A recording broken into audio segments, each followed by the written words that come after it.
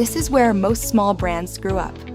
You're doing ads, email, ops, support, and you think a marketing person will save you. We really need to lean into the brand vibes. More content, more aesthetic posts.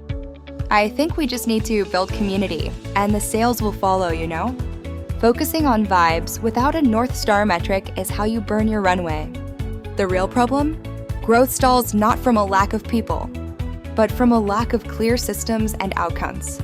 You need to define who owns what before you even post the job. Without a scorecard, you're just hiring a friend, not a driver. Use this 3-box framework: revenue, retention, and ops. If you're under 500K ARR, you need a performance-focused revenue driver first. Once you hit the 500K to 1 million mark, your focus shifts to retention. Ops comes in to keep the machine running without you needing to touch every dial. This is how you scale from a one-person show to a real brand. Stop hiring for buzzwords like marketing unicorn. Those titles mean nothing to your P&L. Hire for a specific metric that moves the needle. Use a scorecard.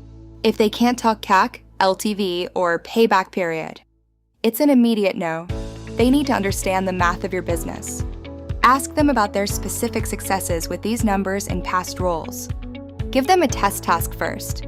Watch how they work, not just how they talk. This is the only way to vet a specialist properly. Comment, hire, and I'll share our exact scorecard. Don't let a bad hire kill your growth. Protect your business. Send this to the founder who's about to make a very expensive mistake. Download the free abandoned cart recovery system. Link below, and make sure like, subscribe, share, and comment. Thank you for watching. See you in the next video.